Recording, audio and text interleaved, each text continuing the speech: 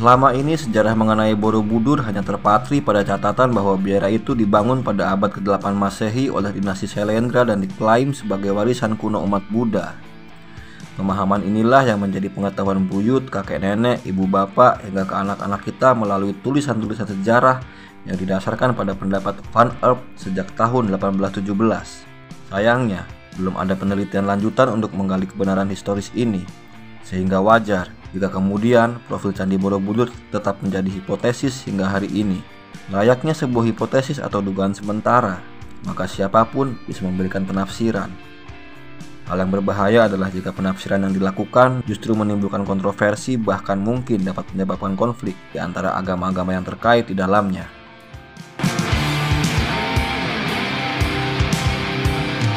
Benar saja, tulisan Kiai Haji Fahmi Bahsya, seorang dosen di UIN Syarif Hidayatullah, dalam buku berjudul Borobudur dan Peninggalan Nabi Sulaiman memantik ketakjuban sekaligus juga cibiran atas kesimpulan yang mengatakan bahwa Borobudur adalah warisan Nabi Sulaiman.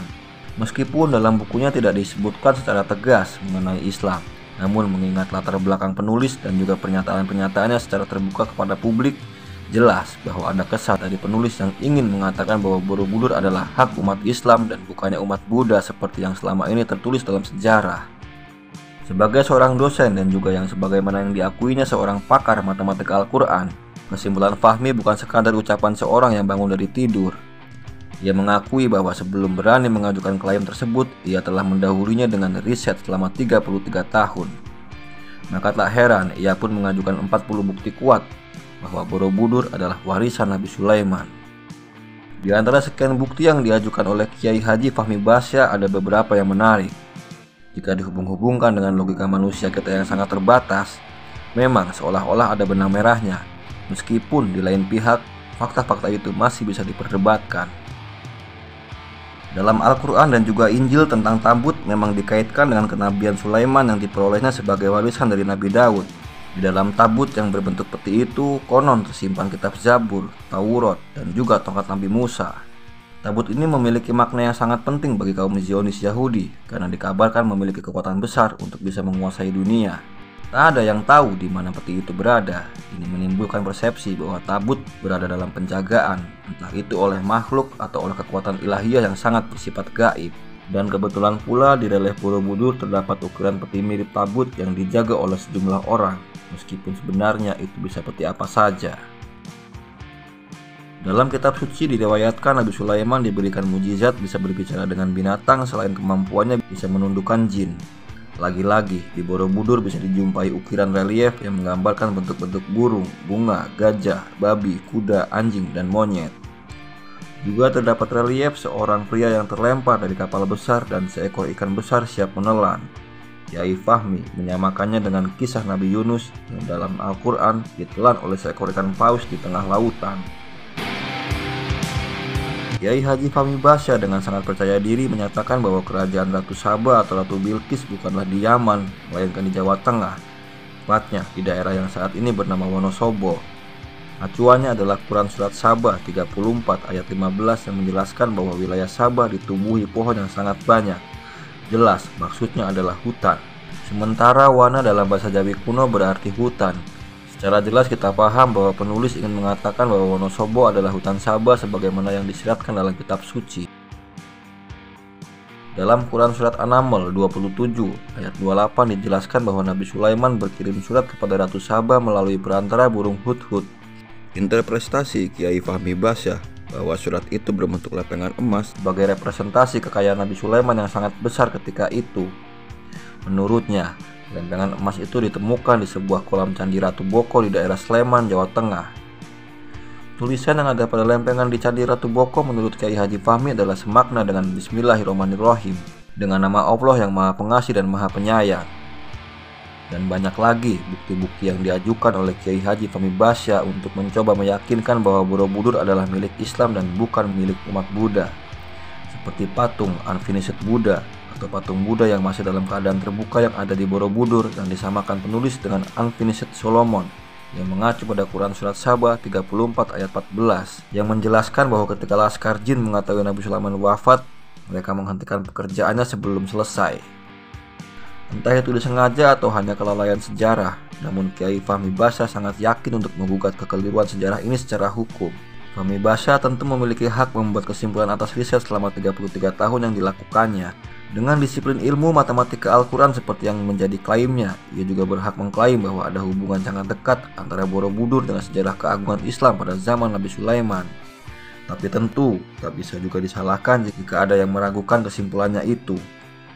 Kritik dan keberatan tidak saja datang dari umat Buddha, namun tak kurang dari sebagian umat Islam pun meragukannya. Meskipun apa yang disampaikan oleh Kiai Haji Fahmi Basa terkesan hendak membesarkan nama Islam.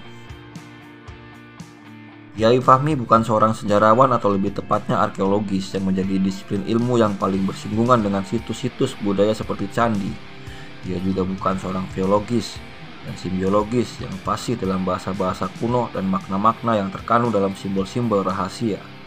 Ada tudingan kepadanya bahwa penulis buku ini cenderung melakukan praktik utak-gatuk alias mengkait-kaitkan sejumlah fakta-fakta yang memiliki kemiripan dan membuat kesimpulan sendiri atas pengkaitan tersebut. Misalnya, ia mengatakan Nabi Sulaiman adalah orang Jawa karena menggunakan awalan Su yang identik dengan nama-nama orang Jawa, atau mengatakan bahwa keberadaan patung-patung Buddha di sana adalah wujud surat Quran Sabah 34 ayat 13 yang isinya memerintahkan para jin membuat patung-patung.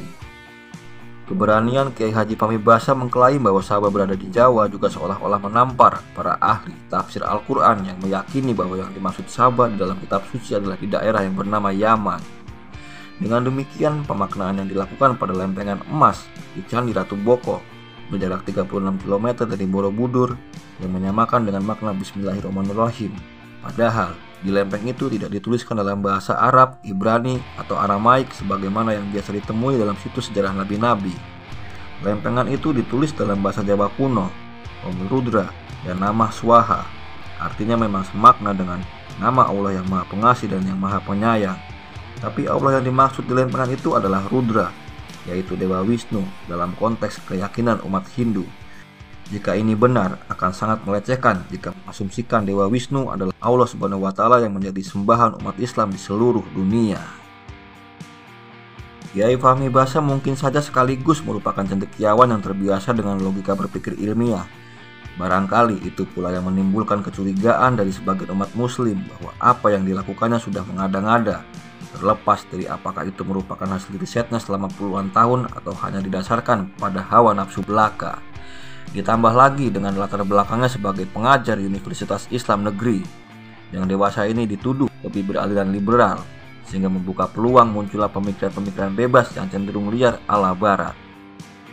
Bahwa Borobudur masih kontroversial mungkin benar, seperti kata sejarawan Ridwan Saidi yang merasa aneh dengan banyaknya kisah-kisah Ramayana yang sangat Hindu dalam sebuah candi Buddha bernama Borobudur.